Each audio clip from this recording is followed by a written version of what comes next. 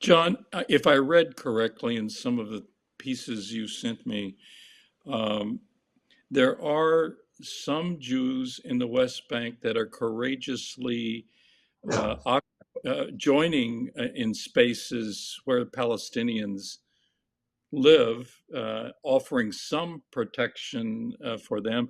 I was reminded of the old Witness for Peace movement in Nicaragua, where folks would go down just to be in Nicaragua to right. protect uh, them from the bombing that was going on in Honduras and that awful war.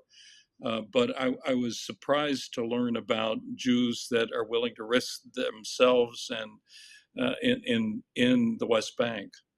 Yeah, I mean, we'd go to these little villages and I'd see somebody standing around and maybe didn't look quite like the rest of the villagers.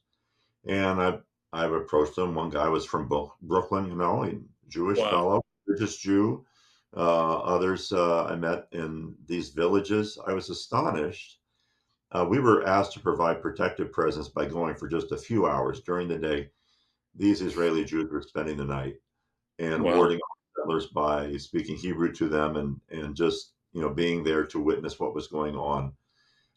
It's I met a young rabbinical student. I asked him why he was doing that. He was telling me he was going to go spend 2 weeks in a West Bank village protecting these Palestinians. And I said, "Why are you doing this?" He goes, "Well, because I'm a Jew. This is what Yeah. Jews are supposed to do." Just this past week, I was at my annual conference, and we invited two members of Jewish Voice for Peace, which is an organization I endorse.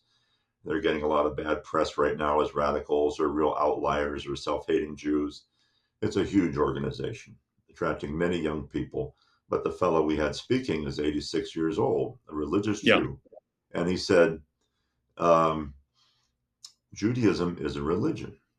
It's a religion. It's not a nationalist project. Zionism is a colonizing project, and Jews don't have to endorse it, to be Jewish. And please don't put us in that category just because we're Jewish." And all kinds of Jews are, in fact, they're one of the reasons I got into this. We met with my first trip. We met with a group of soldiers who veterans of the IDF who were formed an organization called Breaking the Silence, and these, they're speaking out against the occupation and what they've seen. I'm sure that when Gaza is finally written about, there will be plenty of Jewish Israeli soldiers who want to testify to these atrocities. So yeah, I mean, I don't even I've been called anti-Semitic, of course, but I've gotten to know my friendships with Jews have increased tenfold since I Right. started this because they're key parts of our movement. Right.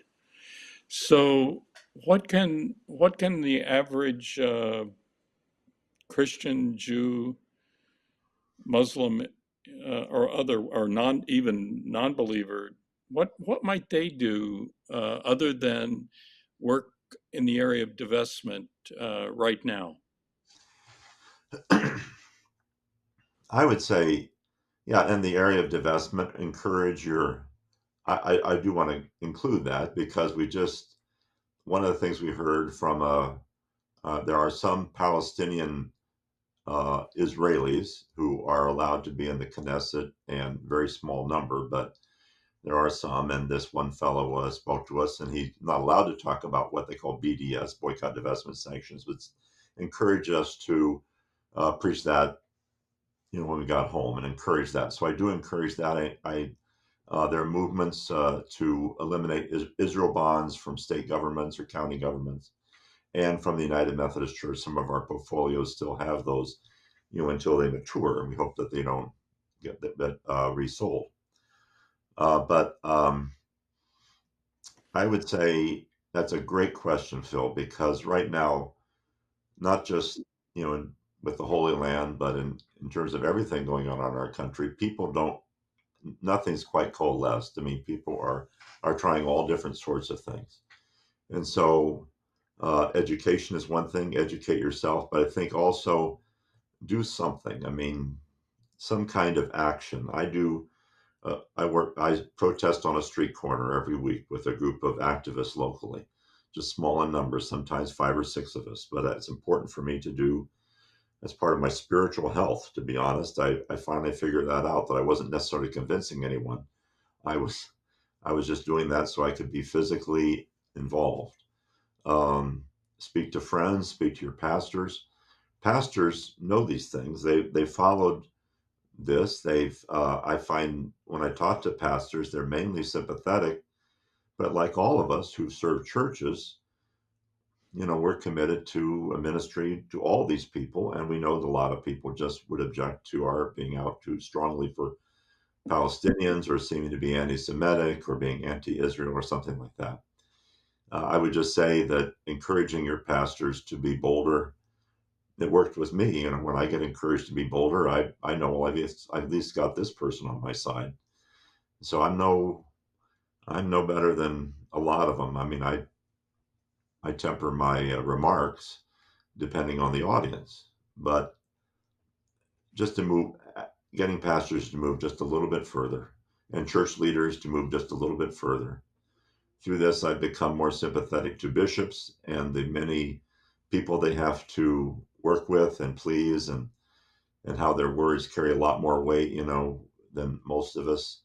But some have been, speaking out lately, and I'm hoping that will increase. So that's one thing, or a couple things. A BDS, speak to pastors, bishops, let your voice be known. Write letters within the denomination. I think our denomination still has some influence. But then show up at, for example, there are communities in Ohio, and I think around the nation, that asked their city councils to vote for ceasefire resolutions.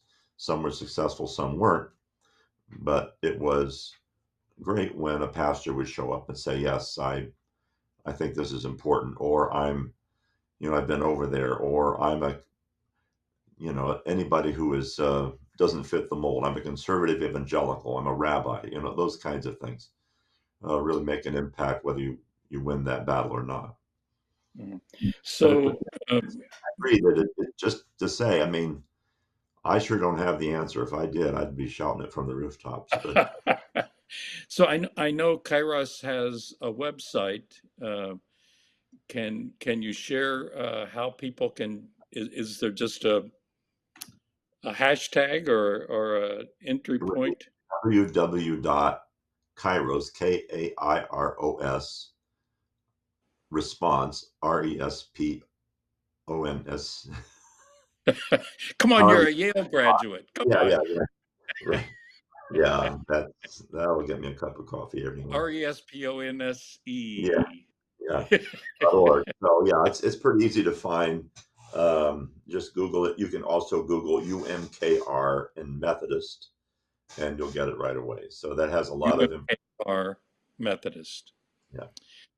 John, I feel like we need another 40 hours just to reconnect and talk about this and many other things, but this will be it for today. I sometimes close by asking people we interview if they have any artifact, any sacred object that brings them a sense of hope or spirituality. Do you have anything like that in your life? An artifact. I have a few things, that I brought back. I think I'm just looking around my office. I think I've got it in another room, but I did. Yeah, I do have something that's important to me. There's a local Arab American forum, and because I've been outspoken in the community, the Dayton, Ohio area, basically, I received an award from them, their Citizen of the Award or Ally of the Year award back in 2020, I think. And that's really important to me. And I would say that when what it says to me is, when you're in solidarity with oppressed people, or people who have been, relegated to the margins, there's a kind of holiness that comes from that. And I Right. feel closer to God when I do that, when I am with people on the margins. Of course, there's white saviorism is real, and I don't know how to avoid it Yeah. entirely, but there is something to be allowed to be part of this kind of work. I think people would find it spiritually nourishing, and Mm. the gratitude expressed, even if it's just very brief, can mean more than just about anything. So I would that would be my totem, I guess you call it. That's lovely. That's lovely. And the white saviorism or the white hats we like to wear, I think what we all learn is if we really are crossing boundaries and meeting others, they have so much more to give us than we have to give them. Absolutely, absolutely. I'll just let you know one thing. I was there. We were there during a time of war. I expected to be more afraid than I was. We were guns everywhere and scary things. But I slept more soundly over there than I have at any other Wow. time it started, just because I was involved in doing something. So I think it's it's calming to the spirit, to step out in faith. I don't know how else to say it. When you step out in faith, there's a peace that comes to you. Yeah. Well, we talk about that a lot at the Belonging Exchange. We use words like romance and enchantment and presence and overwhelmings. And I think our world suffers right now because too few of us are willing to take the risk to be overwhelmed. Yeah, I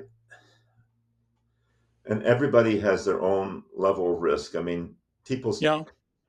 people have step out, just kind of allow for the possibility that they may be wrong about something, or maybe they need to take another look at it. And sometimes that requires incredible courage. As a pastor, I know that that requires incredible courage for somebody who's staked their reputation on a certain point of view, certain kind of politics or ideology or theology, and then to step away from it, even just a little bit, takes tremendous courage. And I try to acknowledge that and not say, there's one form of resistance that's, you know, exponentially better. I think everybody has to find their own courage, I guess I would say. Well, thank you, John Wagner, for a wonderful little window into so much more. And thank you for your witness. Okay. Thank you, Phil. And thank you for inviting me. And to anybody out there, you can find me pretty easily. I've done some writing, but please do check out United Methodist for Kairos Response. Um, and there are links to other organizations, have theological grounding or present some theology or ecclesiology around this. Also, something purely political. So I think you can find a lot of So resources there. we'll add those links to our website so people Great. can find it there. Great. Thanks again, John. This has been the Belonging Exchange, and we've been visiting with John Wagner. May God bless each and every one of you as you discover your places of witness and reaching across boundaries to meet persons and situations and opportunities where there is difference. God bless.